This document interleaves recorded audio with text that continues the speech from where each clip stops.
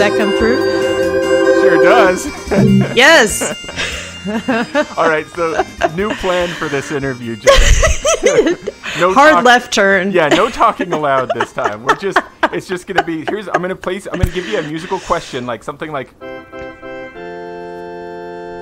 and you give me a musical answer.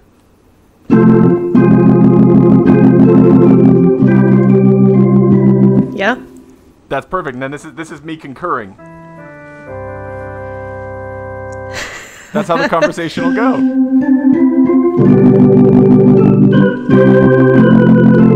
Yep. Oh, don't get me started.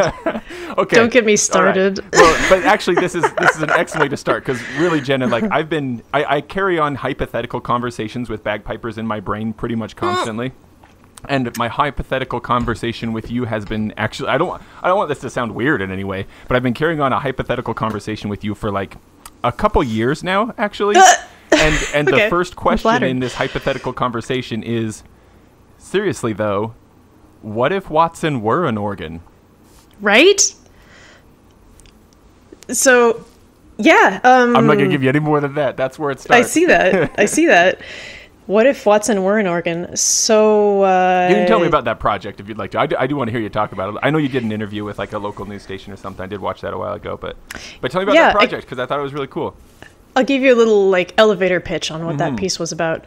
So, this local pipe organ electronics duo called Earthworld Collaborative approached me, and they're always looking for new composers to work with to have pieces written for organ and electronics, because like how hard is it to find pieces already written for organ and electronics, you know? Yeah, a bit of a niche thing, right? No kidding.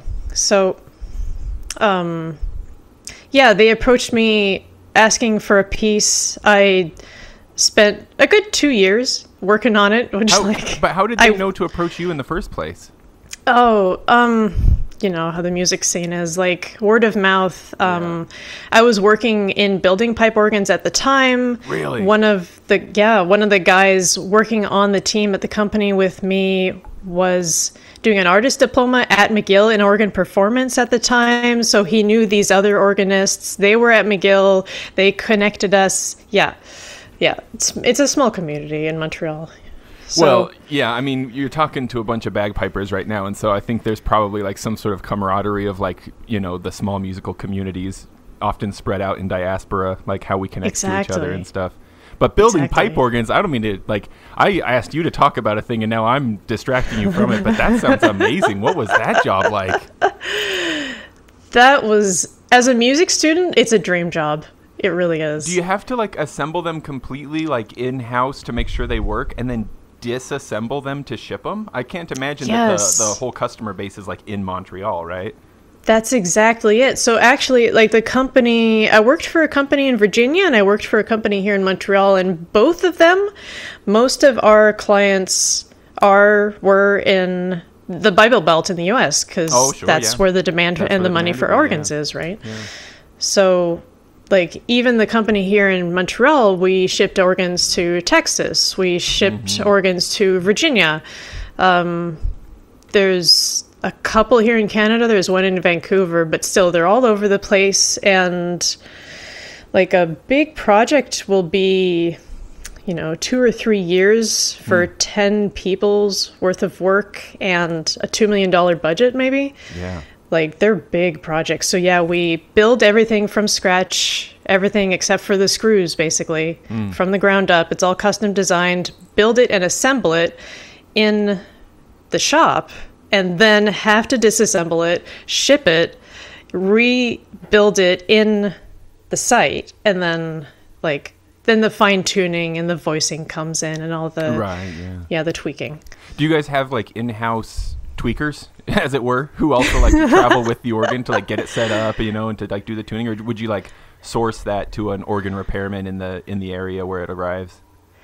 A bit of both. It kind of depends on what comes up, but if it's just some basic tuning or some basic mechanical repair, then somebody locally can do it. If it needs a major mechanical overhaul, or I don't know, maybe some custom parts replaced, it depends on what is available locally in the shops if they have the setup to make, if they have to make a replacement 8-foot pipe. It takes a big shop to do that, Yeah, but I've seen I haven't been able to like go in behind the scenes for a lot of pipe organs, but I know that some of the stops say 32 foot. Is that really a 32 foot pipe? Well, in some it is. In some it is. Goodness. Yeah. That's insane.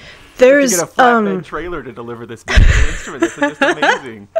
Not to mention like building an actual building to hold it once it arrives, right? Like how many of these churches have to like either be constructed to make room for it, or they have to like build an addition to the building for where to put this instrument, or knock out a space behind. Right? Yeah. Like when you start crawling around inside the organs and getting to look behind the walls and everything, you see some crazy stuff. Like there's a really big cathedral in New York City that has true 32-foot pipes. Most of them are capped, meaning they're stopped at 16 feet, and the pipe, when it's capped like that, it will sound a 32-foot length sound wave. I see. So there's tricks and there's ways to do it. But this one massive cathedral has room for 32 feet. But even then, the pipe, like the top of the pipe is actually made of this flexible hose that's just suspended across the ceiling because they couldn't fit it like vertically all the way in the space. That's amazing. It's hilarious. When you use like vinyl tubing to extend your drones on your bagpipes to get like a lower note. Right? It's just like this curlicue thing sticking out. It's exactly that. It's exactly that on a massive scale. And so like looking at these pipes, and there's these crazy things called Haskell pipes where like it's a pipe inside of a pipe, and so it ends up being a much lower pitch than the pipe should play. And like I still don't fully understand how stuff like that works. It's like this weird dark magic, Yeah. But if somebody had the knowledge, or maybe, I don't know, if I got like a research grant or something for it, if somebody could apply that to bagpipes, just imagine the possibilities, you know? Oh, that's like literally dreaming last night. This is what was in my mind. Like there's this Australian bagpipe maker who makes, and like I think Nate Banton does the same thing. These like contrabass bass drones that are similar to like uilleann pipe drones, they get really, really low. And I just dream of like how many drones could you fit into a stock? Could you get 5, 6 in there, and what all could you do with them? And like add holes up and down the side of them so you can uncork them and stuff. Like that's just cool stuff. I mean, looking at the Lindsay system that's come out, that's very much how the Haskell principle works. There's like these hidden length inside the pipe itself. So. But if you took that principle and like cranked it up to 11, just imagine what we could do, Yeah. Man, this is too cool. I can already feel that like I'm gonna have a really hard time being too cohesive here, but that doesn't matter, right? It's fine. I think I'm probably not way off in suspecting that just like there's a strange, maybe not strange, overlap of interest in accordions amongst bagpipers, I think that there's also a strong interest in pipe organs. I mean, a lot of the things are like kind of the same things. In fact, now I think of it, isn't it? There are even like double reed pipes in some organs, aren't there? Just like our chanters. Or am I thinking wrong? Maybe that's not the case. A good question. I haven't send. I don't think I've seen any double reeds. Most I've seen of them look for like sure. whistle fipples, right? Like there's like a cut into the pipe, and that's how it kind of whistles out, kind of. Yeah, so there's fipple mouth pipes that are called flute pipes, and there's reed pipes that are just a very simple resonator, like it's basically a chanter with no holes, right? But they'll have a single reed, like a single tongue reed at the base of that. Yeah. Oh, I see. So more like one of our drone reeds, huh? Yeah, exactly. Gotcha. So anyway, we're Watson and Oregon. Tell me about that project. Sorry, Jenna. Pull you off so quickly there. I'm loving it. Organ as we go along, especially to identify the sounds of hutchings and steers as they have been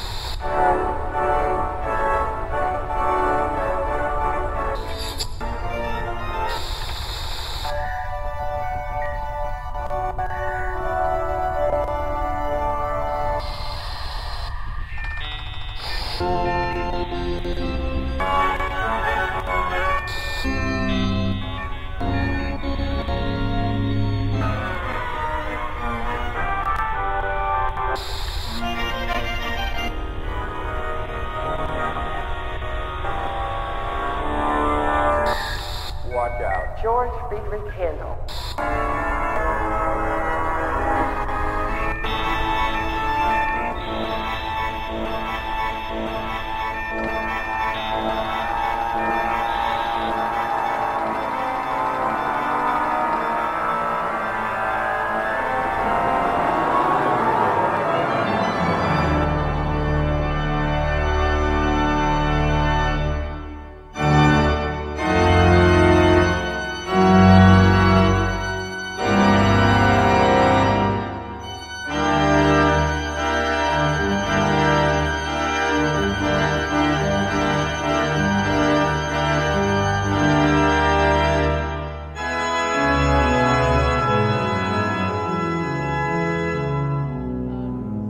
Wasn't an organ. Yeah, the whole concept was, well, there was this computer made by IBM, I think in the 90s. And it played chess, right? I feel like I remember, or did it play? Did it win at Jeopardy once?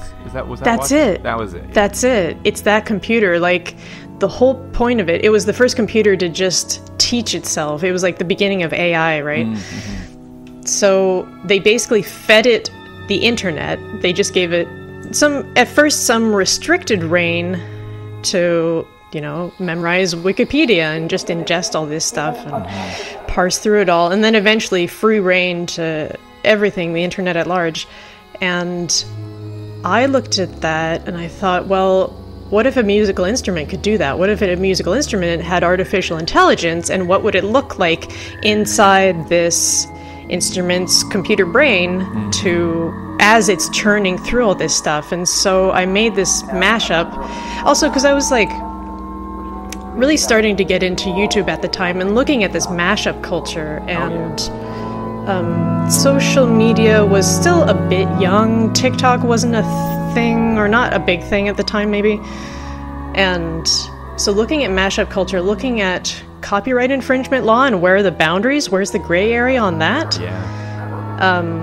And it's okay so long as you take an excerpt that's less than like 8 seconds, right? Okay, so what if I make like a 10-minute piece out of nothing but 8-second references to like 50 different pieces of music, you know? Right, yeah. So it was a lot of work, but it was so much fun to just look at all these different ways I could juxtapose and mash together, Bach on top of I'm trying to remember my organ composers now. You Bach could say on top any name of and I'll just believe Buxtehude, yeah. on top of Liszt, on top of, like, just people from all across different eras of time, and what's it like when they're just smashed together.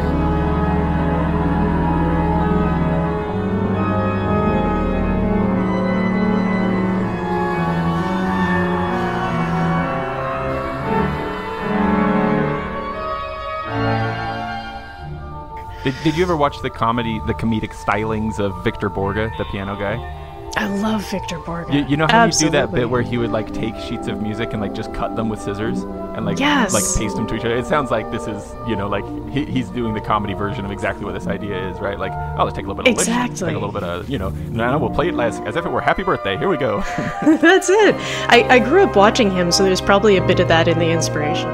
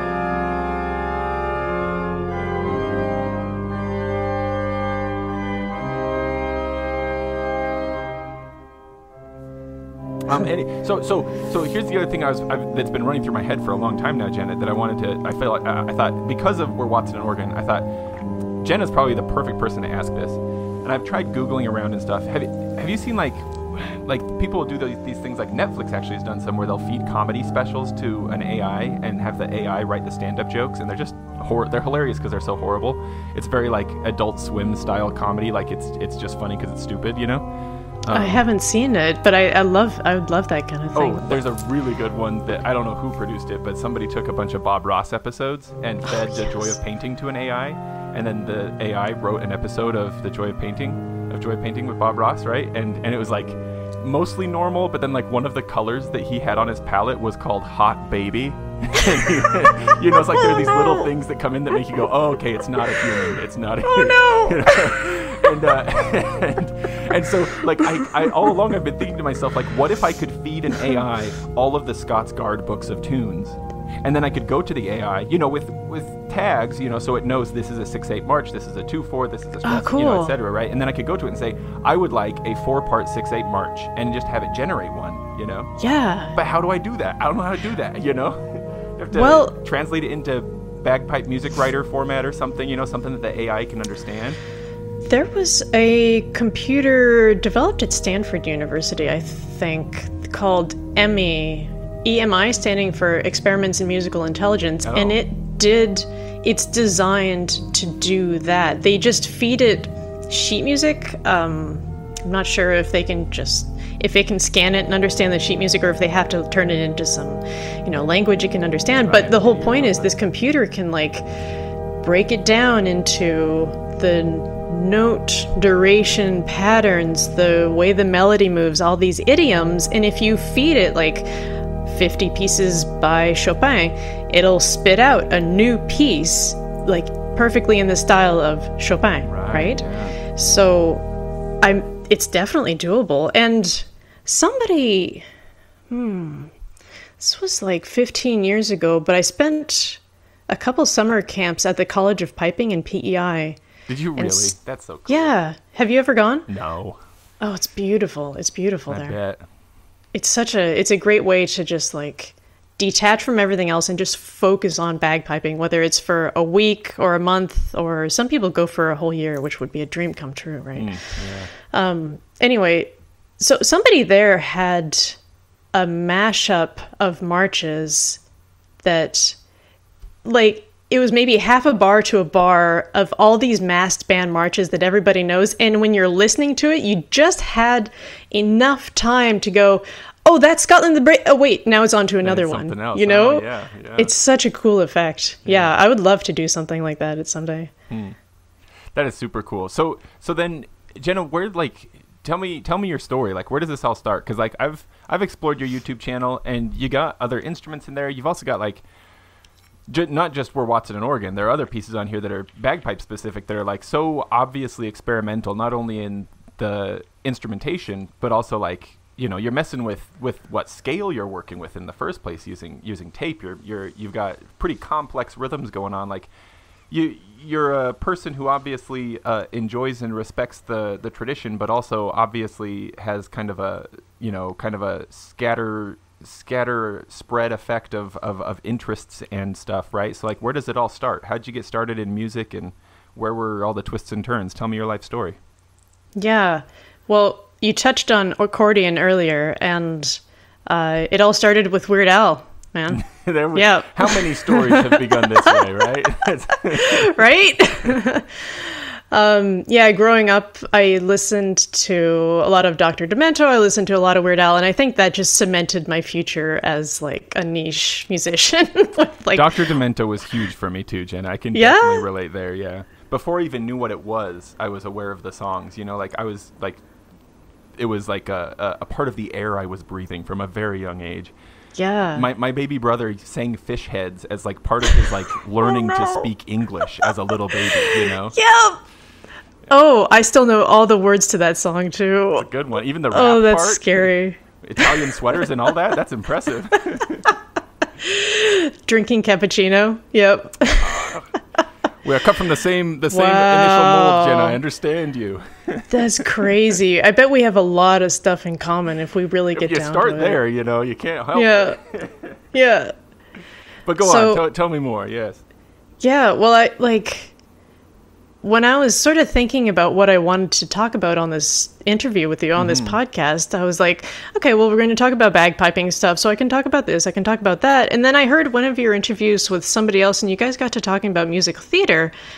And I was like, oh, yeah, we have that in common. Yeah, when I was 9, I did, I sang in Jesus Christ Superstar, Hey, that's a big one. That's a big show. That's a show So- that maybe has never been allowed to play in Utah, where I live. I mean, I've seen it on TV and video, right? But never live. Yeah. I wonder if there are any school boards that would allow it even today. Yeah. Well, I was in San Diego at the time, so... Oh, well, that's the perfect place. We got away with all kinds of things, Anyway, so all that is to say, my backstory, I started with piano, a little bit of, very small musical theater just at my school, Yeah. But where? I'm catching all kinds of geography. Where did you grow up, too? Yeah, I grew up in Carlsbad, right in California, just half an hour north of San Diego. So, started there. I took piano lessons from the age of 6, got into choirs a little bit, but when I was 11, we moved up to Montreal, so we immigrated. My dad had a job up here, so then we settled up here. I got dual citizenship and everything. Wait, this is too I think of you as Jenna Bagpipes, but isn't your last name Denizen? It is, yeah. And you are a denizen. Why? You're a denizen of Canada. I am. Look at that. That's amazing. It was meant to be, Something came full circle there. At some point in the future, in the past, I've got to imagine that one of your ancestors must have been a denizen of some country, right? And so then the last name carries on, and there you are, immigrating yourself. There you go. And maybe I'll immigrate again. Who knows? Yeah. Sorry, I'm having a hard time not interrupting. Please carry on. So, piano, choirs, Weird Al, Dr. Demento, ended up in Montreal, and Montreal has there's such a value and emphasis put on heritage and culture, and the Scottish community here is just a great community. So then when I was 15, my parents took me on this road trip through the Maritimes, and the music in the Maritimes is incredible. Ashley McIsaac, all the Natalie McMaster, these amazing musicians come out of the Maritimes, right? Mm-hmm. So we were on this camping trip. I was kind of soaking up this culture, listening to Buddy Wessis' Name and the Other Fellers, which is sort of the Newfie version of Weird Al, I guess you could say. Now, are the Maritimes, is that like Prince Edward Island kind of? I know it's east, right? It's eastern Canada. Eastern Canada, Nova Scotia, New Brunswick, Newfoundland, PEI. Okay. Yeah. Gotcha. Yeah. Okay. Carry on. So lots of, Nova Scotia literally means New Scotland, right? There's lots of Celtic heritage. There's a lot of the Celtic music still very much alive. Kitchen parties, ceilidhs, that kind of thing. That's the whole, the Cape Breton flavor of piping is centered there, yeah? Exactly. Yeah. Yeah. So we were driving through Cape Breton, and we went to my first Highland Games. I was 15. Oh. And I just looked at it and I was like, you know what, that looks like fun. I think I'm going to do that. And we bought a practice chanter, and we got the College of Piping tutor book. Classic. And I just started teaching. Yeah, just started teaching myself in the back of the car for nothing else to do. Oh, great. Great road trip activity. And at that point, you had picked up piano, choirs, all that kind of stuff. So it was musical notation was relatively comfortable for you to read. You could sit and look and figure it out. Yeah, so notation was no problem. I didn't really play by ear yet, but with the choir, that was starting to come together, and bagpiping really reinforced that. Piano and bagpipes could not be more opposite, Yeah. Yeah. I also started with piano and then eventually found my way to bagpipes. About the same age, actually. I think I was 14 when I picked up bagpipes. And really? Yeah, definitely a different thing. What's your story? How did you come around to, make that jump there? Oh, I was told from a very young age that I would play bagpipes. It was always expected. It was going to happen someday. My parents, I get a bit hyperbolic about it perhaps, but my parents, at least one of the reasons they were attracted to the town where they bought a house when I was like 3 or 4 years old was that town's high school had a bagpipe band. And so the intention was our kids will grow up here and learn to play bagpipes. And of 7 kids, I'm still the only one, so I'm still their favorite. Wow. Is that like, do you get better Christmas presents? How does this, does it get you any bonuses? I feel like it should. Maybe I should take that up with my parents. I feel like they're, you know what it gets me is they bought me a set of bagpipes when I was a teenager, and those are still my pipes today. That's probably really what it gets me, is that they bought my bagpipes. My Sweet 16. I didn't get a car for my Sweet 16. I got a set of pipes, and that's what I still play today. There you go. So much better. So were you like Nancy Drew learning the bagpipes, by which I mean like by the time you were back home, you were already a pro, you could play Scots Whay and everything, and it was no problem? Oh, gosh, no. No, I remember like my very first meeting with, we found a teacher when we got back home. I think like a month later, I had a first lesson with him, and he said, okay, just show me the scale, show me whatever you know. He had a Scottish accent. I won't try to imitate it, but anyway, it was really nice to listen to him teach. Very authentic. So yeah, and so he said, play me the scale, and I played it thinking with my piano brain. I played it from A to A, and he was like, sure. You forgot low G. Oh, yeah. Anyway, I remember trying to figure out Scots Whay at the piano to figure out how it sounded. Oh, yeah. Because I was still fumbling so much with the fingering on chanter. But like trying to play a D throw on piano, and I was like, this doesn't sound right, you know? Yeah. Yeah, so it took a long time to, I don't know. I mean, I was a quick learner because the theory and the music notation was already there, but there's still the concepts of like playing a wind instrument, also music that has no rests. You just have to figure out where to breathe on your own. Right. Concepts like crossing noises were totally foreign to me.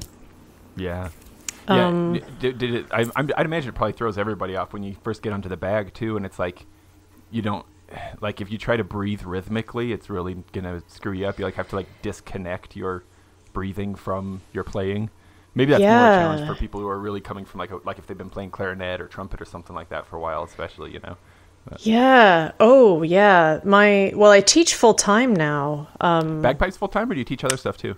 Well, I was teaching piano just until last October, but there were so many like course plans and pedagogies and everything to keep track of. Now I've cut back to just teaching bagpiping full time.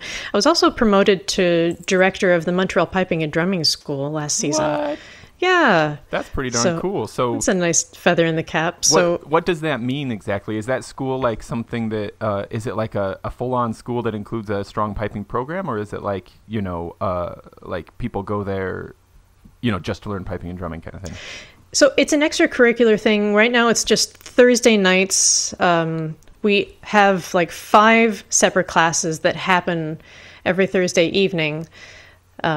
So we offer 4 different levels of chanter classes from absolute beginner to 4th year, and as well as a piping class. So just getting people started from the ground up with the goal of supporting local bagpipe bands. So in those 4 years, they're supposed to get the fundamentals down and learn all their mass band tunes, get the basics of bagpipe technique down, and then off to a pipe band you go. And then you can send them out into the world to bolster the ranks of the various pipe bands. Exactly. That sounds really cool. For a little while here in Salt Lake City, there was a place, I think it was just called like the Celtic Arts Center or something, that in a similar way had like piping classes and drumming classes, and then also like highland dance classes or something like that, right? Maybe they had like some penny whistle classes, stuff like that too, you know? Just like a place for instructors and students to all gather. It doesn't exist anymore, but, you know, I sure wish it did. I need an eccentric millionaire these days, an eccentric billionaire to move in, you know, and take interest in the Celtic arts here. That'd be cool. Oh, yeah, wouldn't that be nice? Even better, I need to become an eccentric billionaire. I'd take it. That's it. We just have to win the lottery. That's all. I thought it was really funny. It comes to my mind a lot. I was talking to my buddy Jeremy, who actually I think you might know Jeremy too via social media and stuff like that. He's the way too swag guy. Yep. when he got his job at the university where he teaches now, we were just talking back and forth about, jobs and money and stuff like that. And he said something I thought was so funny. He said something like, I recognize that there's an immoral amount of money for one person to hoard and all that kind of stuff. But the punchline, what he said was something like, I think that I could probably be a really good rich person. I'd be good at that. Yeah. I would do really good things, I'd be really, really good. So what about you, though? Did you join a pipe band at some point there in your, the second half of your teenage years, or did that never come into it, or not till much later? Yeah, pretty quickly. I joined a local civilian band. Started taking lessons with a pipe major there. This was with the Montreal Pipes and Drums. Later, I became the pipe major of the band. I'm still active in sort of helping a little bit with admin and helping bring gigs to the band. So I'm still involved with them too, but trying to feed all the bands in Montreal and just support the community at large as best I can. Now that I'm really free to focus on this full time and I'm as connected as I am in Montreal, trying to really do good with it, That's awesome. Yeah. Are there a lot of competitive pipe bands in Montreal proper, or between Montreal, Ottawa, what else is over there? Quebec? A lot of different bands such that you could have little competitions there and stuff just with the local groups, or? Yeah, we do have the Montreal Highland Games, and we have competitions here. Everything's been turned upside down since the pandemic, so we're still sort of coming back to it, but I think what we're coming back to this year probably will be 2 competing bands in Montreal out of the four major pipe bands that will do parades in the greater Montreal area. Plus, I joined the Glengarry Pipe Band, which they're in Maxville, so I do competitions with them and go out to their practices now. There's tons and tons of bands more towards the Toronto direction. I think there's more Celtic descendants down there than Quebec. Yeah. Do you feel like? Well, I guess I don't really know. I guess I would have imagined that Toronto would be more densely populated too, but maybe that's not the case. Maybe Montreal. It is. It is. Okay. Yeah. Gotcha. Well, what in the first place even got your family into Canada? Is there history there, or was there family up there? And also, in your family, is there a history of musicality, or are you the odd one out? No, I started piano because my mother plays piano. Yeah, there's music there. There's never been a bagpiper or a Highland musician of any kind in my family, though. So, my parents were really supportive when I said, "Hey, I want to take up this really loud and obnoxious instrument." Yeah, good parents. Yeah, yep. But that move from Carlsbad over to Montreal is also one of the biggest geographical moves you could have made on the continent. I mean, I don't know. You could have gone from Florida to Alaska or something, right? But that's pretty far too. So yeah.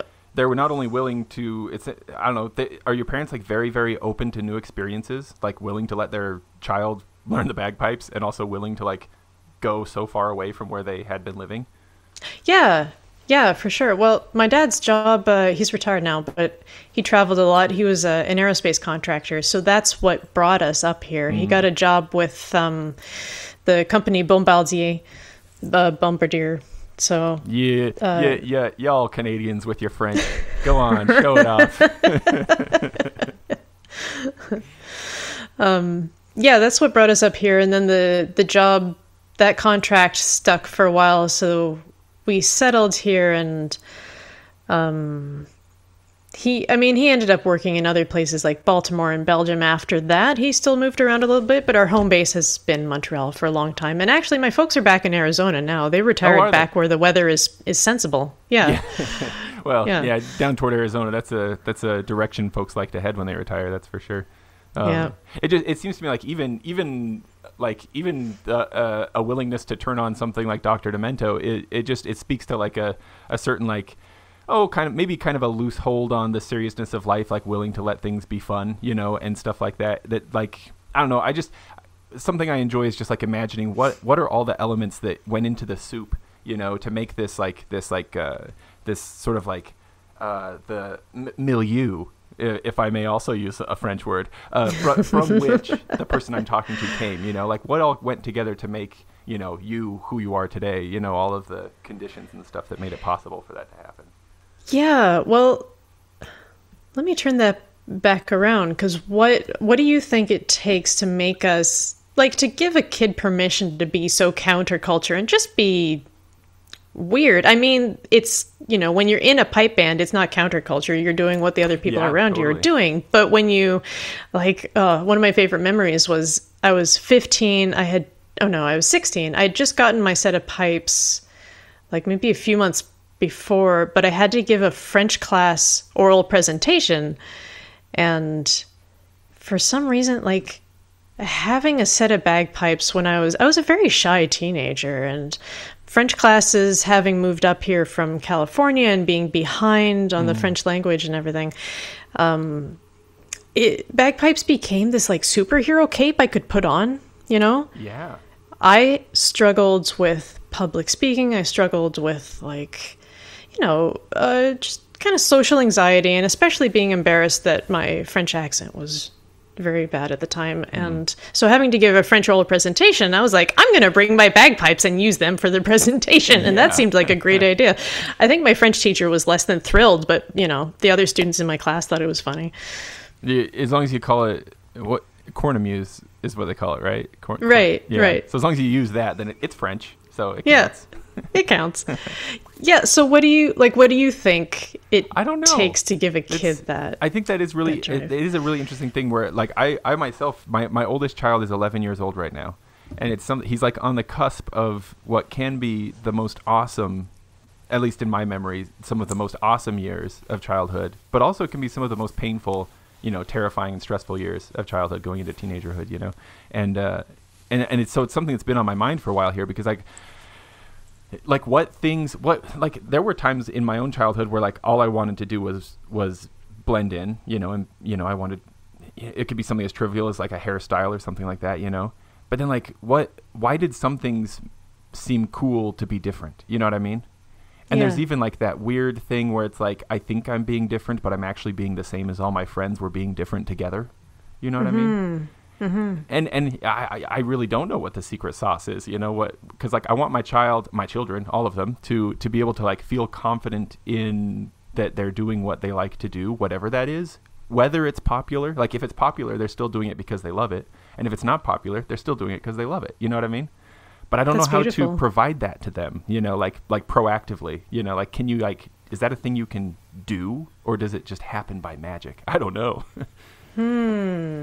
Well, that's beautiful. And I guess, like, if I think back to my, how I came around to the pipes and why I chose it, I think the timing was everything. Like, my parents really exposed me to tons of stuff. They took me to lots of concerts. They took me to lots of just, museums or parades or activities, this, that, and the other, exposing to all kinds of cultures and opportunities and just options to see what's out there. And I think it just happened that, like, when I was at that age, I was looking for that identity and what made me different, and the family heritage tied into that.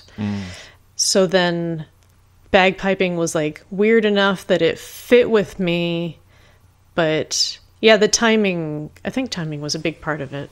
That's an interesting point. Yeah. Like, if you're like ready for that superhero cape, that thing that would make you a little bit different, maybe is a part That's of it. That's it. Yeah, I think it's interesting too. I don't have any sort of like empirical data or anything like that. Right. But just from talking to people, it's, you mentioned that you were kind of shy, I don't feel like that's an uncommon experience. And maybe that's like, maybe it's part of the human experience that all of us are going through a period of shyness at some point. But I wonder, like, how much does something that's like kind of weird and pretty darn loud, like the bagpipes, like really appeal to somebody who maybe is a little shy? And like I begin to suspect that we might actually have a large cohort of, shy people playing bagpipes. You know what I mean? I love it. That would make sense to me. And like the piping community, the people who are playing pipes now has changed so much compared to like 100 years ago, right? What, you mean like because girls can play now? Well, because girls can play, but also the fact that it was such a military-dominated instrument, and so the stereotype wasn't this shy person. It was very much like the macho tough guy thing to do, right? Yeah, go ahead. You mentioned, going out there to the eastern, the eastern throes of Canada, and the piping scene out there and stuff like that. It's precisely Barry Shears that, like, via our mutual friend Jeremy, that it's only through him that I know about Barry Shears, but it's precisely his work, and Matt Seattle and some others too, that like I've only in the last few years begun to become aware that like there was piping pre-military tradition. And like I'm not saying that like sometimes I do say things about like our strict rules about competition and stuff like that I actually regret later. JD Ingram, who does the voice of the weekly drone on the Big Rab Show, recently I thought put together like a really poignant, lovely description of why like it's okay to have competition, and like competition presents unique challenges, and being creative within the rules is like part of it, and stuff like that. Like I'm sorry, I'm spread all over the place here, but what I'm trying to say is that like I only recently became aware that like there's other piping traditions outside of the MSR and the military tradition, like kitchen piping, and it's not just small pipes either, like highland pipes. Well, even like the high B thing, right? Like I thought the high B, playing a high B on a highland bagpipe chanter, I was like, whoa, what is this crazy new innovation, right? And then Jeremy's talking about how like pipe makers in Eastern Canada used to put a notch through the high A hole precisely for this. So you had a spot to stick your thumb. It's like that was a thing, and it's almost like I feel like maybe I was just unaware of it, but it's like we collectively have forgot it for a while. We're like rediscovering some ancient root in a way, Wow. No, I hadn't heard about that notch, but that's I mean, it blew this my high mind. B thing. Like, what? Yeah, this high B thing is new to me. Like, yeah, new to me too. I mean, for sure. You and Jeremy have been a big part of my inspiration lately for like, okay, what else can the chanter do? Like, I've been so itching for a long time for, a different type of chanter or something with some more possibilities. Jenna, like, would you say you've had itchy fingers? Oh, but witchy itchy fingers, maybe. Hey, there we go. Yeah. Just a little nod to your bagpipe swag store. I appreciate it. Thank you kindly. Yeah, I'm sure your listeners already know all about it. But I hope so. I sure talk about it a lot. Yeah, I've been so itching for like the chanter, only 9 notes. It's so limited, right? And when you're coming from piano, when you're coming from an instrument that has 88 notes and dynamics, you can play at different volume levels. Like these things, you're so hungry for them when you play bagpipes. But then, you're the new chanter that you're talking about, or hearing about these high B things. It's like, okay, there's ways to do this. Maybe this can work. Yeah, I don't mean to like bag on tradition in any way. Like it's an amazing thing, and if nothing else, I often think about how it's an amazing like time capsule. Like how much would be lost if we didn't have strict rules for competition and stuff like that. Mm-hmm. But if you only have one thing, you don't know about the other things, and when you find about the other things, it kind of blows your mind, and it's exciting. That's it. Well, I think we need both. We need the old and we need the new. And it's so important to have people like Jeremy who are going through all these old tunes and just like doing the research, doing the documentation. And I, as a composer, I have a terrible brain for history, I'll be honest. And I'm so motivated to do stuff that's new. And I think we're long overdue for some really weird bagpipe music. Long overdue for some weird stuff. Amen. I'm with you there. Yeah. I don't really know if you've too. The hours that he puts into that podcast, and I just get to sit back and soak it in. I feel almost guilty about how much work one person is doing, and I just get to take all the cream off the top for my own enjoyment. But sorry, go on. I interrupted you there. Well, I don't know if you've listened to like some of the people that are doing really new, really creative stuff with pipes these days. Jordan Alexander Key is a piper in Florida, I believe, who wrote a microtonal pibroch. No, I'm Googling right now. Yeah. What was his last name? Keys? Key. K-E-Y. Okay. Yeah. So his piece is definitely worth listening to. What else? Julia Wolf has a couple of really weird pieces. Weird in a good way, obviously. I'm embracing the word weird here. Absolutely. It's very textural. Like, it's not about the melody. It's just about using the strike-in of the drones as this long minimalist texture, or chanter slides, like bending, slurring up the chanter as a texture. What else? Even Korn, even the metal band Korn, they do some really interesting stuff with like the digital manipulation of the sound and looping. Mm-hmm. Yeah. I've got Jordan Alexander's thing pulled up. I'm going to check it out after the interview for sure. Have you you know that Dr. Bagpipe guy? Yeah, Matthew Welch. Yeah, Matthew Welch. He put out well, just barely. I don't know, was that a year ago? I can't remember now, but he put out his thesis that he'd written in book form. Yeah. Kaol New. Is that what he called it? Kaol Novu? Anyway, it just I should not pretend to understand a lot of what he wrote in that book, because a lot of it really does feel like a little bit beyond me. Like I need to give that book another 2 or 3 times through before I start grasping all of it. But it just feels like he's speaking to a lot of the same things that, like, there's more here. There's some untapped potential here. We can dig deeper and find more stuff. Oh, absolutely. And when general, you think doesn't it feel like if you don't mess around, you never find out. So we all got to mess around, like let's mess around, guys. Yes. Yeah, exactly. Let's do something dissonant. Not everything has to be, consonant and perfectly in tune, I think. That's also, like, it can be very intimidating, to step outside the bounds, but it also can be really, really freeing, because, and like, maybe this is just me being selfish about it, right? But like, it occurs to me that, like, well, if I say I'm gonna do something experimental and then my drones aren't perfectly in tune, I could just be like, yeah, that was part of the experiment, so it's fine. Anything goes. I'm making the rules. Yeah, that's right. Jenna, who do you think, now that you've been playing for a while and like you performed a lot and stuff like that, and you're putting stuff on YouTube, but your family's been there for the whole journey and everything like that. Right now, who do you think is your biggest fan? Who do you think like would get most excited if you got out your pipes? They go like, oh yay, I'm so excited to hear from you. Whoa, that's a tough question.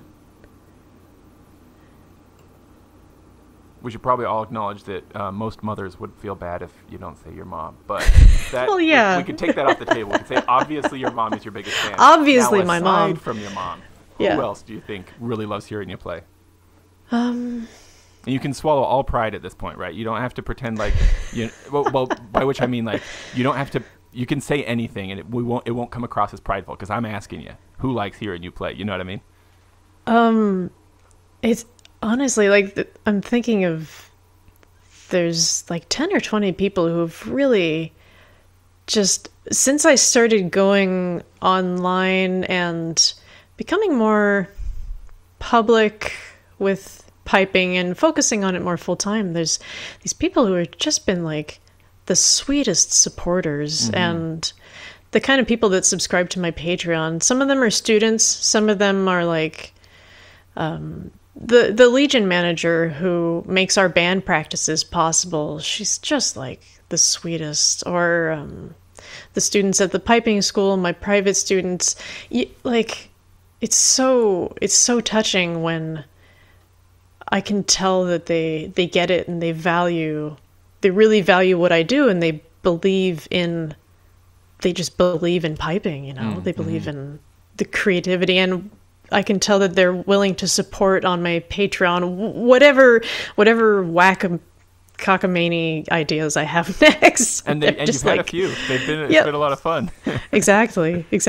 That's a great chance to like tell me about that. Your system, if I'm understanding it right from watching some of the YouTube videos, it's something like you people can sponsor a playthrough, like a tune explanation with transcription and here's how to play it kind of thing, and that will become public. But also, like, some of your videos you put out, you'll have like sheet music for them available to patrons, that kind of stuff. Is that kind of the model? Tell me all about it, how your business runs at present.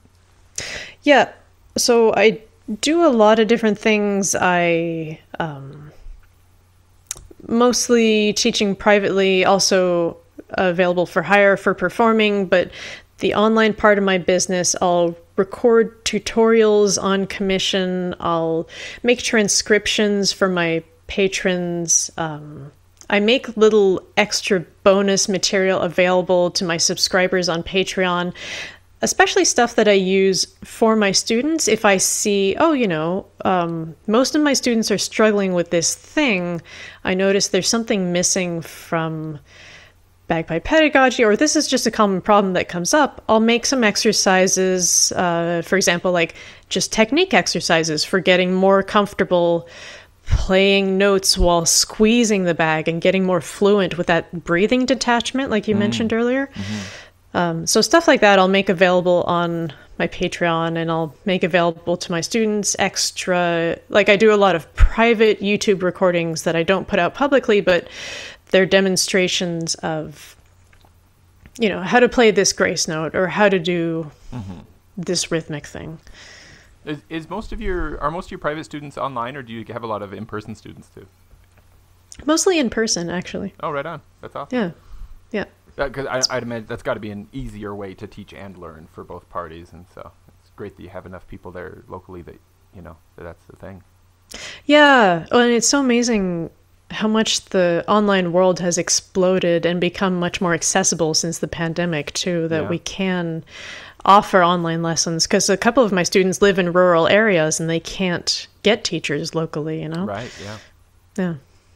Oh, that's super cool. Now if you were, I don't want you to feel like you're under any pressure here or anything like that, but has there ever been a thought given toward potentially producing listenable, well, not that the stuff you put out isn't listenable. I didn't mean that. I just mean an album. That's all I'm trying to get at. Have you ever thought about putting out an album, be it of covers, originals, experiments, etc.? By listenable, I just meant in the format of a CD kind of thing. Yeah, it's like, all of this stuff you've done so far is fine, Jenna, but could you do something that's listenable? Well, I don't know if you heard the versions of Scotland the Brave I put out recently, but I wasn't going for listenable, No, I like that. I like flatten those notes. Heck yeah. The problem is I have too many ideas. There's a lot of stuff I want to do. Yeah. Definitely putting out an album is an idea on the back burner. Putting out a collection of sheet music is an idea on the back burner. Heck yeah. Yeah, I'm still kind of spitballing and seeing what catches on, what people want, what kinds of pieces land. And also at the same time, when it's stuff that's just creative for me, I kind of like that it isn't monetized on YouTube or monetized on Spotify, because then I'm really just doing it for me. Yeah.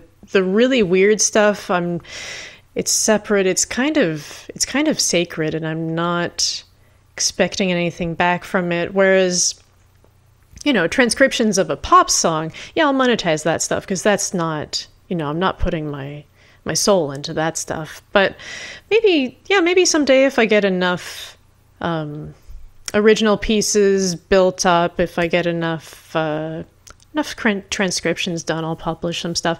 Another dream I have actually is I teach out of my home right now, but someday I'd like to get a studio that's just, the place where I teach, and also make it a hangout so that Scottish musicians in the Montreal area can have jam sessions there. And oh, heck yeah. Yeah, all that is to say, there's tons of ideas. There's always tons of stuff in the pipeline. Yeah. Well, I feel like, not that I'm the arbiter of what an artist can or can't do, but I do feel like I've encountered artists, that sometimes you have a project where you go, I'm going to write this tune book, but then at other times it's over the course of, a decade of just doing your thing, suddenly you look around and you realize, oh, I've got enough like disparate pieces of music here. If I just pull them together into a binder, it's a tune book. Oh, well, there we go. I've got a tune book, you know? Yeah. Shoot, who knows who knows how the spaghetti's going to stick to the wall, right? Exactly. That's the best thing about where social media is at these days, is you can do these little micro pieces, just 30 seconds, even just 15 seconds of a little snippet of a tune, a little video of this, and just test it out and see how it lands. Yeah, totally. So do you find time to, like, I'm saying this with air quotes, practice, like where you just get to just sit down and work on something for yourself? Or is it more like the development of your playing at this point happens like in action while you're teaching other people or working on a video, etc.? It's a bit of both, I think. I do make time to practice for sure. Yeah. Something I've noticed with teaching is if I don't have any new material coming in to my brain, it's really hard to be giving it back and putting information out, if you know what I mean. Totally. I think that makes a lot of sense. Yeah. It seems to me like for a lot of us, if we get stale with our playing, then yeah, our teaching, like it's all, maybe at least one aspect of that is that we kind of forget what it's like to learn something new. And so then we're kind of out of touch with the student because we've been coasting for so long, we're not learning new things ourselves. Exactly. Yeah, exactly. It gets stale, it gets imbalanced, and I mean that's why I joined a competition band, to keep myself, driven and challenged and playing with other people that really, challenge me as a player and are giving me new food for thought on like this way to play a strathspey or this type of slow air. Yeah, that totally makes sense. Well, what about, so when you do play though, like what's your situation like with your neighbors? Do they know you as that's the bagpipe house over there, like do you have any neighbors that go running inside when they see you come out into the yard? Or yeah, exactly. So Montreal is like a fairly dense city. It's I don't know, what are we, 2.5 million people maybe now. And I live in a condo building, and my neighbors are so patient. Yeah. Have you invested in like an gracious electronic bagpipe or something to give them a break? No, not even. They're really gracious. And I remind them that it's so appreciated because it's not just me, it's also my students and, new pipers making squeaks and squawks. And that's just part of the game. Yeah. But my neighbors are totally cool with it. And, this past summer, like my neighbor, it was his birthday. I went to play Happy Birthday outside of his place, but do you know the game Pokemon Go? Oh, for sure, yeah. Yeah, so I also play that game, and I'm in like a Facebook group for the local players. And I didn't know it, but one of the other Go players in that group lives just upstairs from this guy. Oh, really? And so I play him Happy Birthday, and it's just like a quick, 30 seconds in and out. And then later I see on the Facebook message group for the game, hey, the bagpipe lady is playing outside my window again. Did you get on there and be like, how annoying. I hate it when bagpipes do that. I had a bagpipe lady living near me once. It was the worst. I mean, part of the Montreal culture is that people are really appreciative of just like weird performance art stuff like that. Like there's a big circus culture here. And so I think that's part of it. People think it's really cool if they're walking down the street and they see this thing they've never seen before, and they're really curious and they're really interested. And it starts all kind of interesting conversations. But I've also learned to be really respectful of not practicing in the same place all the time. Kind of set up a rotation.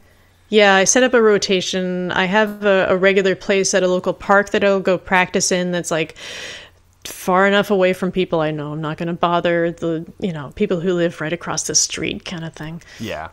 There was, I think it was a really great piece of wisdom that came to us from the infamous El Chapo.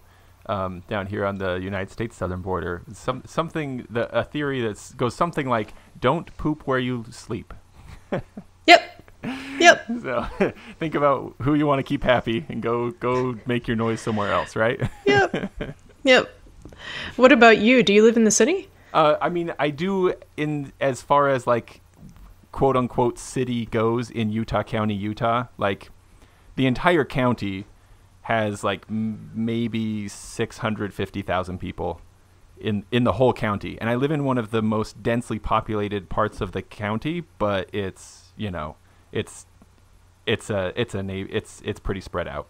It's easy to be away from people very, very quickly. So nice. I haven't had any problems that I know of yet with neighbors, though I've also been living here for like a decade, and I have had the neighbors on the one side of our house. That house has changed owners 3 times, so maybe that's a factor. I don't know. Nobody else has left the neighborhood, but they have several times now, so I don't know. Actually, for a little while, my good friend Kevin was renting my basement from my wife and I. He and his wife were renting our basement, and he plays bagpipes too. And at the time, we had another friend who was living just 2 blocks away who also played bagpipes. So we had a really intense period in the neighborhood of bagpipers for a couple years there. Oh, that's a lot. Yeah. Yeah. Maybe even a lot for us, because like it was like sometimes I'd be playing my pipes out in the backyard and Kevin would come out and he'd be, somewhat jokingly, because of course we're friends, but he'd also be like, "Hey, if you're going to play them, could you at least tune your drones?" Or he'd come over and he'd just walk up and not say a word and just tune my drone for, like just move my middle tenor a little bit for me and then go back inside. Ouch. Oh, sorry. Well, and it's hard enough playing an instrument that when you practice, people can hear you. Yeah. It's not like you can get it ready and then present it to the public. It's all public. And when you practice, you just want to be free to make mistakes and not be heard, right? And then on top of that, if a piper is listening to you, it's even worse. Isn't that the most stressful thing in the world? Oh, I know. Whenever I play any gig, I'm just like, that is the thing that's foremost in my mind, is like, how many like incognito pipers will there be, in the crowd? And those are the people who I'm playing for, really. Oh, yeah. Or like competitions when you're final tuning in front of the judge. And, Yeah. Now this is a little bit off the bat, but I am curious, like genuinely curious. Does pineapple as a pizza topping get up there into Eastern Canada, or is that not much of a thing up there? No, we have Hawaiian pizza up here. Yeah, you do, huh? It's a thing. But what? Maybe this is a really tired joke, but like seriously though, Canadian bacon, do you just call it ham, or what do you do with Canadian bacon up there? That's not a thing here. That's like fried egg rolls. Not in Quebec anyway. We don't have a different kind of bacon. But like, because I know that like when I watch the Great British Baking Show, or the Bake Off as they would call it across the pond there, right? They talk about stripy bacon, which from what I understand is what I would call bacon. But then I have this word Canadian bacon, by which I really just mean like ham chopped up tiny. I don't know why it's called that here, but like, it's like if you're making a Hawaiian pizza, do they say pineapple and ham? Or do they say pineapple and Canadian bacon? Right. Well, here they say pineapple and Canadian bacon, right? But like, what do they really? say there? Yeah, do they? They do, yeah. No. I haven't heard the terms Canadian bacon since I moved here. Look at that. It's just pineapple and ham. Yeah. Speaking of ignorance about Canada, here's something, Jenna, that has just been like constantly on my mind. Are you familiar with the Great White North, that comedy show that was running in the 80s? It eventually led to the movie Strange Brew. That's what more people know as the movie Strange Brew. It's Bob and Doug McKenzie. Yeah, they were on SNL for a while, no? Exactly, yeah, exactly. Yeah, I think they voiced either those actors voiced the Moose Brothers in the movie Brother Bear, or they definitely modeled the Moose Brothers after those 2 actors for sure. Like, it's definitely like a thing that's present in culture, in like pop culture, right? Is Bob and Doug McKenzie. They had this. It was this show called The Great White North. It was like this mock talk show where they would like be very stereotypical Canadians with like wild Canadian accents, just like talking about hockey and beer, basically. So no do to boot it and that kind of thing. Exactly, no do to boot it, all that, you know. And so here's the thing: my wife's friend had some Canadian friends my wife's cousin brought some Canadian friends to like a family Sunday dinner one night. And I thought, surely Bob and Doug McKenzie are like Canadian national treasures, you know. I love that show. That was hilarious. You know, I thought, surely this is a known thing, right? And so they were talking about where they were from. I think they were from Quebec. I'm not totally sure now. Honestly, it's been a minute. But I just said something like, down from the Great White North, huh? The poisonous glares that I got from these people, and it was like, it's not all white all the time. We have seasons. I just turned and went back to the hors d'oeuvres table, you know, like I didn't know what to do from there. So, did I commit a serious faux pas? Is it true? Is it really like? Do you never hear anybody reference Bob and Doug McKenzie up there in Canada? Was I completely, or am I just like decades off from what actually is? Maybe that's the problem, right? Maybe my pop culture references are too old. Maybe that's all it really is. Well, and you thought Canadians were nice. Yeah, gee, I thought they'd just chuckle even if it wasn't funny, even if it's wildly offensive. They'd still laugh and be nice about it, right? And apologize. Sorry. Yeah, tell me sorry themselves. Yeah. I don't think it's offensive. I don't. I need you to weigh in for all Canadians and make me feel better about myself. Really, I don't. I mean, people have pretty much forgotten about it up here. It was never. I mean, SNL is not a Canadian show. It was never a super Canadian thing to my knowledge. But again, like I moved here after that era. I mean, Red Green is a good example of a Canadian gem heritage export thing. Red Green really is. Yeah, absolutely. Yeah. Like probably. I hope that the brothers Bob and Doug McKenzie aren't listening to the show right now. I suspect they what probably are the chances? But I think if I had to choose, Red Green would definitely be my favorite. I can't tell you how many times as a child I heard my dad say, "I'm a man, but I can change. If I have to. I guess." Oh man. Okay, wait, Jenna. I wanted to talk to you more about bagpipes. What is a tune that for you is evergreen? Something that you've been playing since you started, and it's never got old or stale for you. You still just love that tune. Trees of Northwest. I don't know that one. It's I'm gonna pull that up. A 6/8 march. It's a 4-parted 6/8 march. Okay. I like the tunes that are in minor, the little bit darker stuff. And this one's one of the really rare ones that's in E minor, or E Dorian, technically. So, yeah, just gorgeous melody. Trees of, what was it again? Northwest. Like, as in the Fred Morrison tune, Leaving Uist. Yes. Gotcha. Yep. Oh, I'm going to pull that one up and check it out. Yeah, beautiful tune. And I Googled it eventually. Northwest is an island with no trees, as it turns out. So interesting. I don't know if the title is ironic or if maybe there were trees there once upon a time. That's where the Entwives were. That's it. Maybe Jeremy would know something more about that. I don't know. Okay, now I feel silly because I see that this was in a set on the Live from Down Under album that Simon Fraser University did. Oh, really? So I have heard it. I just didn't know it by that name. But I still can't didn't even know think that. what it was. So I'm gonna dive into that. What about on the other end of the spectrum? Are there any tunes that at this point for you personally you could just do without? You never want to play them again? Yeah, I'd say Scotland the Brave is up there. I could do without it. Yeah. The thing about that is, as a performer and somebody who does a lot of ceremonies of all kinds, I want to give the client, give the ceremony what they want and do a good service. Of course, you know? yeah. And do what's appropriate to the occasion. So a lot of the time, Scotland the Brave is what's asked for. Scotland the Brave is what's appropriate, and I get that. But, you know, artistically, could do without it. Yeah. It's been done. Having played it so many times, of course, right? That's it. And some of those tunes, like, they kind of come and go, too, right? Like, maybe 10 years from now, you'll be like, I'm, like, rediscovering my love for Scotland the Brave. Who knows? Maybe it could happen. Maybe not. Maybe not. The one tune that's always been a pet peeve, though, like, I didn't like it from the beginning, is Green Hills of Tyrol. Oh, interesting. Yeah. Do you like it? I mean, like, I feel totally neutral about it, you know? Yeah. Like, having played it so many times in parades and stuff like that, it's one of those, 5 or 6 tunes that, like, I think my fingers could play it and my brain could go somewhere else, you know? Yep. Yeah. But is that actually no? I get it mixed up with Barren Rocks if I don't have a chanter in my hand. Is it the one that's in 3/4, or do I have that flipped around? That's the thing. It's in 3/4. Da da da da da da da da da da da. But like you the can dig melody, into that grip and throw at the beginning of that can be kind of fun. just. Really I mean, when you're in mass bands, just grips on every single note. That's right. Like, yeah. Why not? I'm the percussion section now.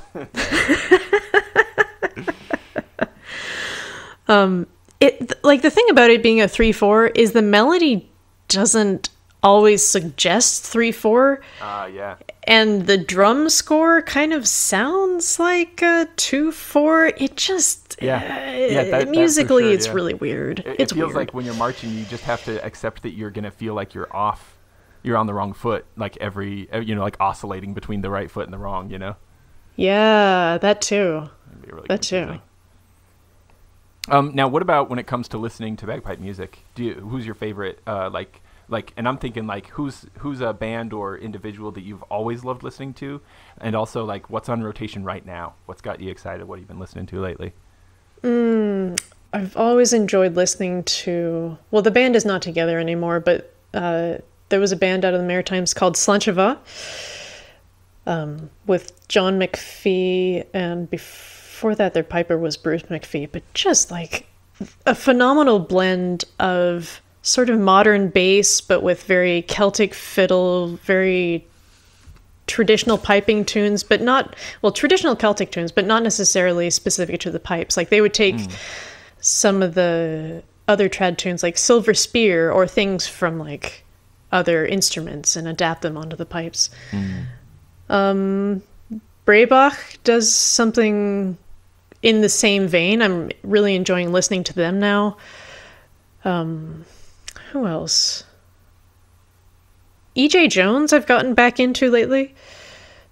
Have you heard of him? E.J. Jones, no. He's in the U.S. I want to say Eastern U.S., but I'm not sure. There's like a... Oh, he makes them too. He makes them. There's like a bouzouki in his trio band that he tours with. It's... Yeah. Bouzoukis really do sound great with pipes, don't they? They got that kind of a droney thing going on. It really fits well. Works. Yeah. Plus you have the absolute sustain, undying sustain of bagpipes compared with a string instrument that just naturally decays, right? What do you think there is about that, Jenna? Do you think that there's like a setting in people's brains where like either they really love a drone versus they really don't so much? Like, because I feel like people who like bagpipes are really likely to really like other droney musics too. But by musics, I mean instruments, genres, pieces, etc. I think you're onto something there. Yeah. And I've wondered about why bagpipes are such a polarizing instrument. Why do people absolutely love it or absolutely hate it? Mm-hmm. I think it's a combination of the drone and also people's tolerance for how reedy and how intense an instrument it is. Yeah. What do you think? Yeah. And like that intensity can probably translate to volume sometimes, but maybe it's also some other quality too that maybe it gets overwhelming, that there is a kind of sameness from tune to tune, and maybe that gets overwhelmingly boring, I guess. Like if you know the instrument and you know the music, you recognize the difference and you get excited when it switches tunes. But for a lot of folks listening to an MSR, they couldn't tell you where it switched to a Strasbass to a reel. It's just all the same. Yeah, and especially when 90% of what people are hearing in live bagpipe settings, which is parades, right? Mass band tunes, they're in the same tempo. Yeah, that's true. It's like often in the same key. Yeah. The sameness goes to an extreme. Yeah, totally. Yeah. Another piper who's a real inspiration of mine, but she's not a highland piper. She's a gaita player. Oh, yeah. Christina Pato. Yes. Oh, I listen to her too. Yeah? Yeah, I think she's amazing. Absolutely. I get really excited about gaita music. It's one of those things, just like uilleann piping, where like I want to do it, but like there is a cost barrier, and I'm almost scared to Yeah. try because, like, do I even have time at this point in my life? You know, will I die before I get anything satisfactory out of them? But man, cool music. Yeah. Plus, the time investment that it takes to get to like a comfortable enough place that you can just pick up the instrument and play for fun. Yeah, exactly. Yep. You know? I'm not saying I Yeah. want to become like a world-renowned gaita player. I just want to be able to like play it in a way that's satisfying to me, where I can like make music. You know what I mean? Exactly. Well, could I even get to that point before I die? I don't know if I could. And I imagine you're one of those people like me who's their own worst critic. So getting For it sure. to a satisfying point for you takes a while, right? Yeah, totally. Yeah. Did you ever listen to that Chieftains album where they got together with some gaita players, some traditional Spanish music players? What was it called? Santiago, something to Santiago, Road to Santiago, or Road to Santiago. Was that like the album where they had, like, each track was from a different part of the world, a different type of collaboration?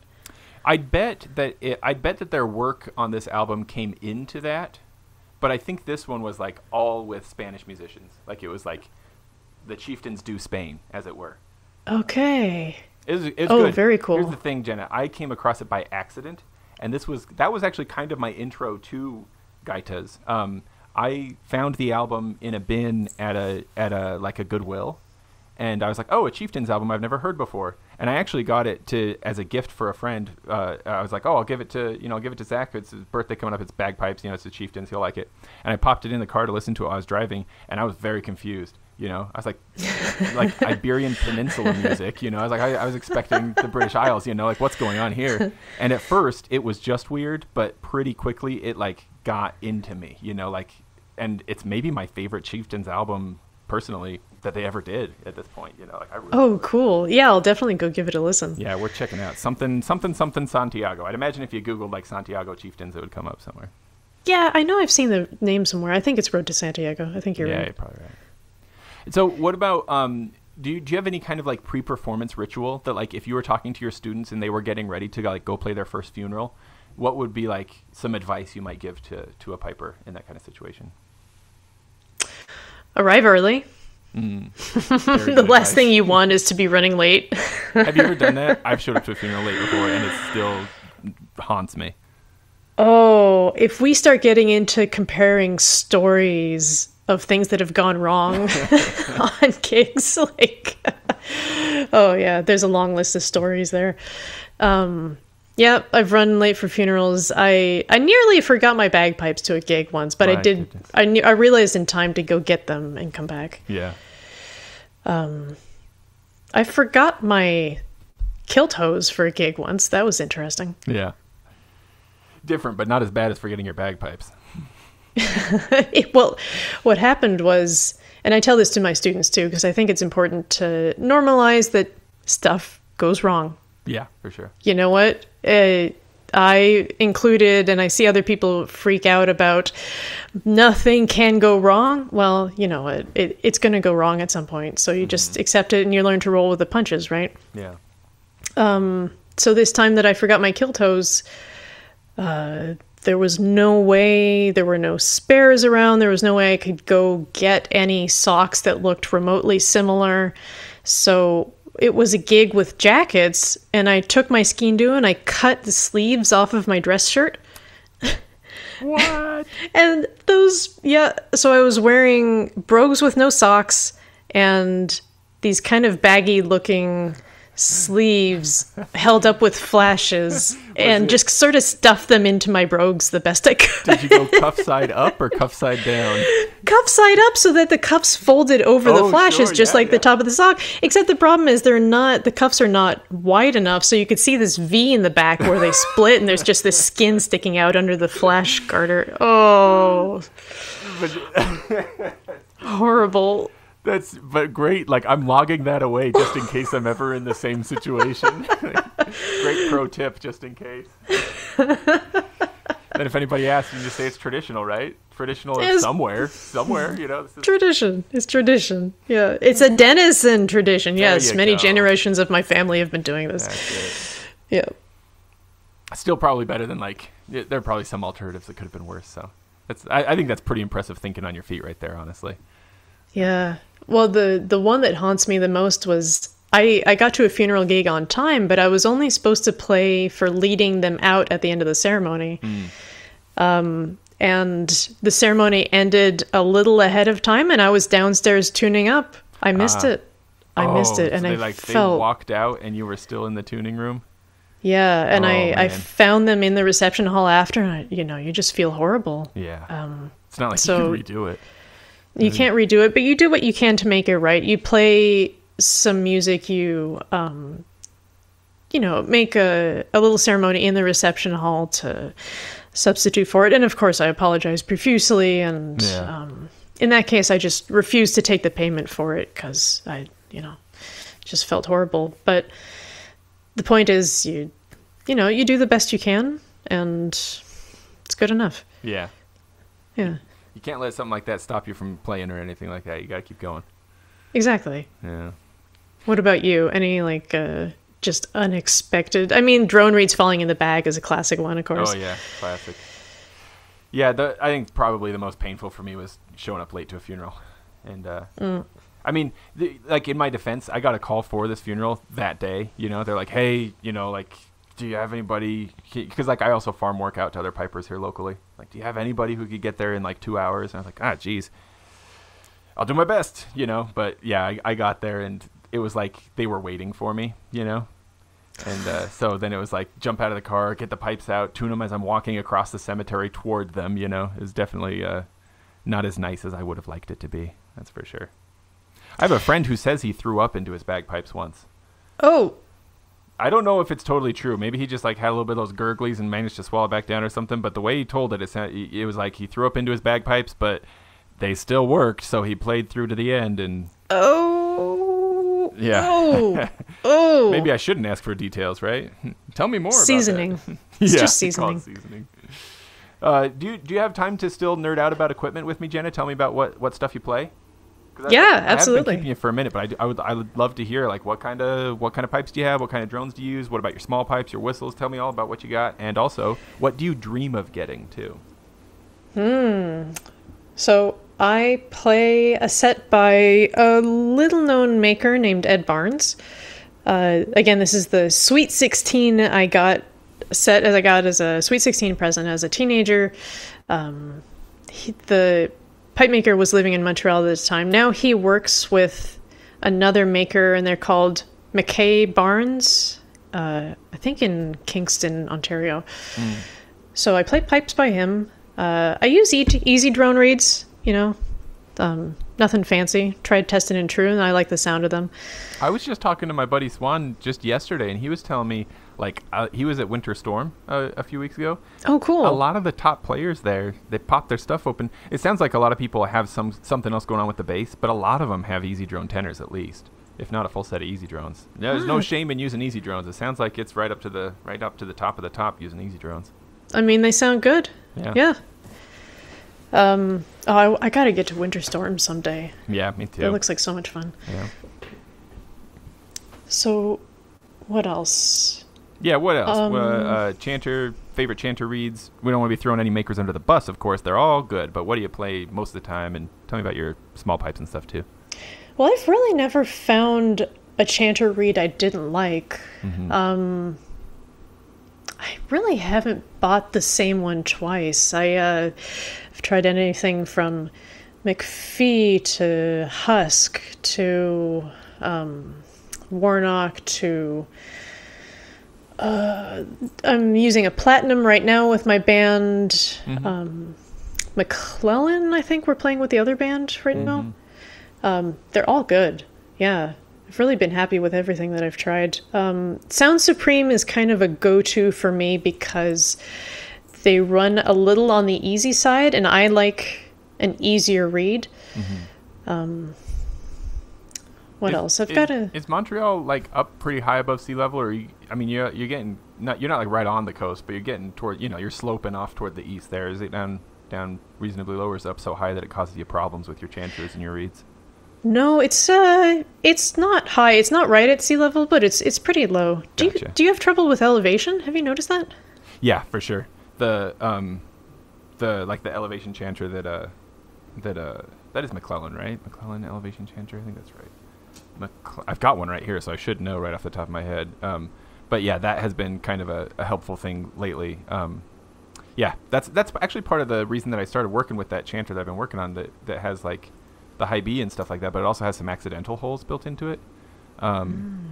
Look, I am gonna get in serious trouble if I don't say the right maker for the elevation chanter. Holy moly! Why can't my mind goes blank sometimes? You know what I mean? Yeah, it is McClellan. You can edit this out. Just go look it up. Yeah, come back. I have we'll all cut. the power. I can do that. It is McClellan. That's right. Basically, it's like a shift in the where the G is positioned. It's like up here high G is like the main problem. Like you can't get it. You can't get a high G to sound properly. Like you get a chanter and you have to immediately carve the high G hole down lower, or just accept that it's going to be like 9/10 of the way covered with tape, no matter what, if you want to get it close to in tune. Interesting. And cross fingering doesn't work at all. You can't get a cross fingering thing to work for like a C natural or anything like that. Oh, huh. So I've always had trouble with getting my high Gs to be flat enough too, but I don't attribute it to elevation. I just thought it was just an issue for everybody. Oh, maybe it is. Let's see. What is the elevation in Scotland? Of course, it's going to change in the Highlands, right? Lowest point, of course, is at 0. Highest point is about 4,000 feet. It gets high. I'm just thinking, like, where are these chanters being manufactured? You know what I mean? Like, if they're being manufactured at, 1,000 feet above sea level or lower, and then I take them up here to 5,500, 6,000 feet above sea level up here. I figured that was part of it, but maybe it's not. So, Piper I was chatting with suggested opening up the staple a touch with a new reed to get that high G a little flatter and to get also the false fingerings to be more in tune. Really? Have you experimented with that? No, but it's I've got a whole pile of reeds here, so I for sure will. Do you think you'd just put like some needle nose pliers up inside there and just like kind of spread it a little bit to get it open a little? I think needle nose pliers would be too wide, but if you get an awl or what else? Yeah, something narrower than needle nose. Something that could get in there in the first place, right? Yeah. Or maybe maybe some electronic pliers that that are gonna be smaller. Something I can get up in there and just open it up, huh? Yeah, exactly. Because like I messed with the wood, of course, but I've never even thought to touch the staple. Yeah. Have I got the anatomy of a reed right in my head? The staple's the metal tube, right? Exactly. Okay. Yeah. And I haven't tried it myself. I've just heard that, again, one of those dark magic things that nobody really understands why, but it seems to work. I'm going to give it a try. Not only do I have a bunch of new reeds, I also never get rid of a reed because I figure they might resuscitate. So I've got a lot here that I can play with. Yeah. Well, they totally do. I've noticed if a reed is absolutely croaky, dying, I put it in a box for at least a month, let it dry out thoroughly, and it seems to come back. It won't live as long the second time around, but I swear they come back. Oh yeah, I think they do. And I've got an outlier right now in my chanter that's a G1 Platinum that its second life has been longer than its first life. I don't know how long it was sitting, but it's actually doing better this time. That's amazing. Yeah. If only they all would, huh? Great, better return on investment. What else? What kind of? I know I see you playing small pipes. What kind of small pipes do you play? Yeah, I've got some Walsh D, just plastic small pipes. I play Walsh as well. I like them. I think they play really good. I do too. I think for the money, they sound great too. Like they're really warm and stuff. That's it. And the volume level, like something I'm really struggling with is trying to find pipes that are at just the right volume level for just specific occasions. Like if you're playing in a room of 50 people, then these Walsh small pipes work perfectly. If you're playing with acoustic instruments with a singer, perfect.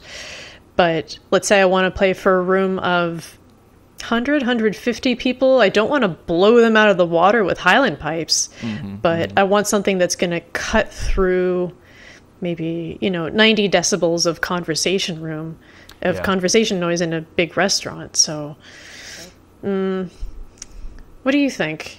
Any pipe recommendations? Well, there's the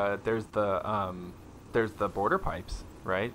Yeah, those are kind of an in-between thing. I don't have any myself, though. I do feel like at least for me, they've been an acquired taste. I'm at a point now where like I love listening to them and I would love to have a set, but for a while they were too harsh for me. Just like in general, just like there was something about the the sound itself, I felt like it was kind of an unnecessary middle ground between nice, gentle, warm small pipes and brash highland pipes. Like, well, I say that brash sounds like a really negative thing. I just mean like strong, loud highland pipes. Yeah. I've come to where I really like them now. So I don't know if they do well at gigs. You know what I mean? Like for playing as a background instrument. But I also feel like those Walsh D pipes probably do have more cutting through power than like the lower pitched pipes.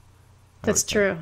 Do you think, Jenna? Do you think like you are of a somewhat diminutive stature? Do you feel like because I know like for me, like I have like kind of sausage fingers. They get in the way sometimes, and like I have had D chanters in the past, but like I can't fit all my fingers on there very well. Like it gets really hard to play. Do you feel like you kind of have like a superpower in that you can play a chanter like that cleanly, where some humans like just can't do it? Like they can't squash their sausage fingers on there enough, to get like good music out of it.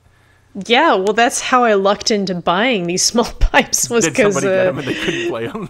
Yeah, that's exactly awesome. What happened. Yep. But it's a perfect fit for me. Like, I'm not saying that anybody should, like, subscribe. Like, there was that song, right? Like, short people got no reason to live, right? Like, I'm not saying anybody should subscribe to, like, the idea that, like, being tall is like, better, right? But, does it feel special when you do find it? Like, maybe you go through your whole life never quite being able to reach the thing on the top shelf. You have to ask people for help and stuff like that. And, like, you come across this thing where it's like, I'm actually better at this than you guys precisely because I'm small. You know what I mean? Does that feel great? Totally. Well, and especially when you go through like, I don't know, 10 years of playing in bands, and it's all these like the stereotypical big guys, the military stereotype, and the highland pipes like reaching their shoulder. Yeah, totally. And the highland pipes, the harder your reed is, the tougher you are, and you just tough through it. Yeah. Nah. That's not how it should be. So what else? I do have a set of border pipes actually. Oh, you do have some border pipes. Yeah, and what are they pitched at? They're at A440. They're air pipes. On. Yeah, it's the struggle I have with those is they're bellows blown. Yeah, and border pipe reeds are very sensitive to pressure, so it's really hard. It's one of those sets of pipes where I just have to invest, daily practice into it to get a satisfying, steady sound out of it. Yeah. I have modified them to play mouth blown, but the reed isn't made for that much humidity, and it just doesn't last long. Oh, yeah. Do you remember who made them? I bought these used, and there's no maker stamp on them. Oh, interesting. So it's a mystery. I think they might also be Walsh, but I'm not sure. Oh, right on. And what else? Do you have any other pipes there at your place right now, or whistles or anything else like that? I've got a few whistles that I just dabble in. I wouldn't perform with it per se, but if I need to do a little bit of backup and whistle is appropriate, I'll break them out. I also bought a melodica a couple of years ago. Yeah, I meant I didn't have to learn all the buttons for accordion, but I could get that accordion sound and join in with anybody. It's a lot of fun. There was that artist, John Baptiste. I don't know if you ever heard of him. He did that Stay Human album that was so great. I heard him talking about his melodica playing once, and he said something like he was like he's a great pianist.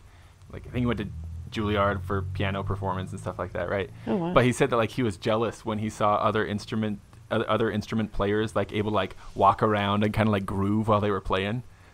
And so he got a melodica, and now he's like one of the best melodica players out there, But that was his motivation for getting one. Totally. Well, that's one of the best things about bagpipes too, is you just take it to the park. Yeah. Just go anywhere with it. You don't have to pack up your grand piano. Yeah. Yeah, really. Or your pipe organ for that matter, right? Hey, your Hammond. Which, though, it's like having worked there, do you play a lot of pipe organ yourself? No, I took a couple of lessons just to sort of understand a bit more about how it works and the voicing and like the textures from it, but no, not really. Yeah. I never got the foot movements down per se. Yeah. Oh man, that's what slays me for sure. Yeah. Separate to make your foot do stuff. Yeah. No, give me a piano pedal any day. There you go. What's your like dream bagpiping stuff? Like would you are you looking like dreaming of the day when you can get a oh shoot. See, this is my mind going blank again. Who is it who makes the really nice electronic chanter? Like the Blair. Yeah, the Blairs, chanter. Yeah. Or like some red pipes, or you want another set of border pipes or uilleann pipes. Like, what's your dream thing? Oh, yeah. I've thought about getting a Blair. Yeah. That would be nice. A lot of your experimentation thing, I feel like, of course, you could put that to good use. Use it as a MIDI controller and stuff like that, you know? Exactly. Yeah. I'm interested in experimenting with adding filters and distorting the bagpipe sound, and the Blair would just work so perfectly for that. But honestly, I think the first thing I'll get before that is another chanter. Something, I don't know, I've kind of thought about getting maybe not a gaita, but some kind of chanter with some more extended range. Uilleann pipes. Uilleann pipes seem like a really good option, but again, the learning curve and all the different fingering, I don't know. Yeah. Well, listen, if I can get this extended range chanter of mine developed enough, I'll get you one, Jenna, because I'll need people to mess with it and to experiment. So there'll be at least that. Whenever you get those out, I'll be all over it. Absolutely. Yeah. I'm looking forward to that. Yeah. Well, Jenna, you've given me an hour and a half of your time this weekend. It's very kind of you, and I do appreciate it. I don't want you to I don't want to put you under pressure to go out on something deep and important or anything like that. But is there anything else that feels like it ought to be talked about, and maybe that with in mind, bring us toward a graceful close? Okay. Well, here's a philosophical debate. Nice light topic to end with. Okay. It's not going to be the trolley problem, is it? Please don't leave us with that. Leave us all frustrated all weekend.